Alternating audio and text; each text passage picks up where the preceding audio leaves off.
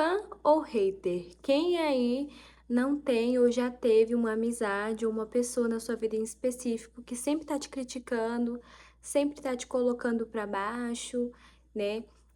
Muitas vezes a pessoa é uma pessoa próxima de você e às vezes a opinião dela é muito importante, né? Você leva muito em consideração.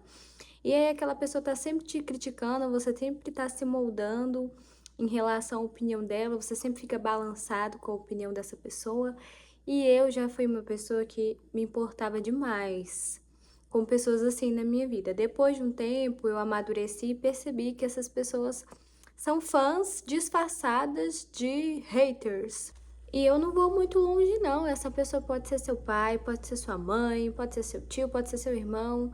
E eu já lidei muito com pessoas assim na minha vida e até hoje eu lido com pessoas assim. A primeira coisa que você tem que ter em mente é o que as pessoas dizem falam mais a respeito delas do que sobre você.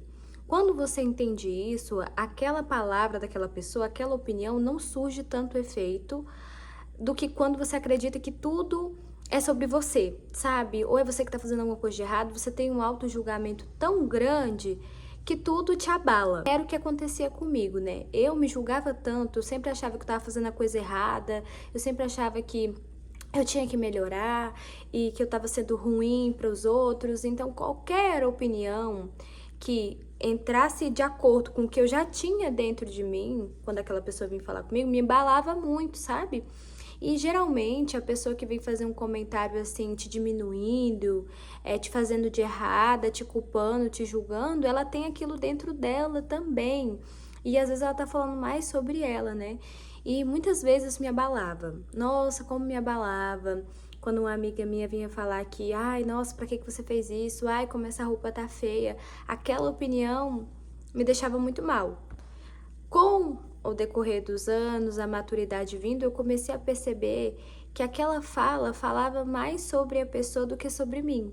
Então eu comecei a deixar pra lá, eu comecei a escutar de um ouvido e sair pro outro. E eu vou contar pra vocês que eu sofria muito. Uma das coisas que eu sofria muito na minha vida era porque eu me importava demais.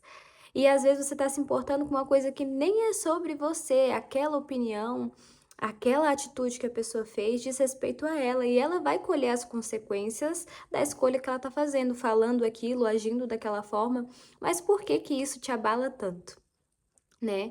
Nossa, eu tinha uma amiga minha e até hoje a gente é amiga, porque assim, o que a pessoa é ou deixa de ser é sobre ela. Então, muitas vezes, tipo assim, eu já fui uma pessoa que já cortei várias pessoas da minha vida porque a pessoa era tóxica, por isso. Depois de um tempo, você começa a entender que o jeito da pessoa não tem que te abalar tanto. Você começa a lidar com elas, né?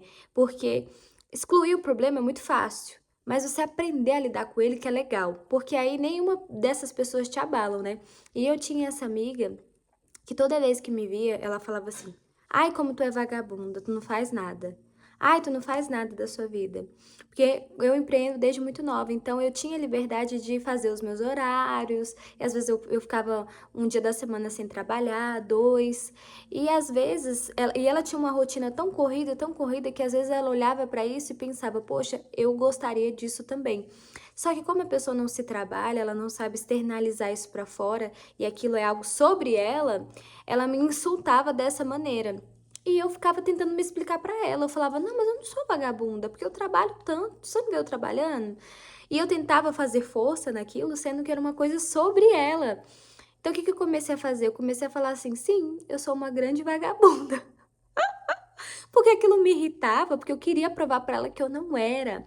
Mas o quanto você não precisa provar nada pra ninguém, sabe? O quanta força a gente faz pra provar pras pessoas, aquela pessoa que tá te criticando, aquela pessoa tá criticando que você é uma pessoa ruim, e você tenta provar pra ela que você é bom, mas o que você é, você não precisa provar, você simplesmente é. E, gente, como eu perdi a paz. Quando uma pessoa falava alguma coisa sobre mim, eu ficava dias sem dormir, eu ficava remoendo, eu ficava tentando consertar aquilo dentro de mim, mas não era verdadeiro, é por isso que era tão pesado.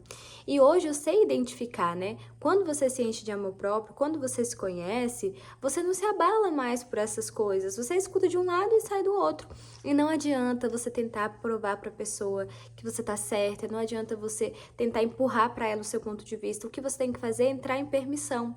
Se aquela pessoa falou aquilo sobre você, você olha e fala assim: é mesmo? Que legal. É mesmo? Que interessante. Já ouviram aquela frase que o justo não se justifica? É exatamente sobre isso. Eu perdi muito tempo da minha vida tentando provar para outras pessoas que eu não era aquilo que elas diziam e falavam muito sobre a realidade delas, sobre as experiências delas, sobre o jeito delas, né?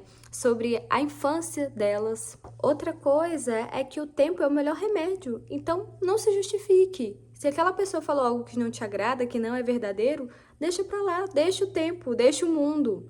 Uma hora, às vezes, você tá ali embaixo, mas depois você tá ali em cima e o mundo gira. Nossa, eu tenho tantas experiências, gente, de coisas que as pessoas me falaram de mim ou me acusaram, e depois lá na frente eu não precisei fazer nada. O próprio tempo, as próprias condições eram ao meu favor.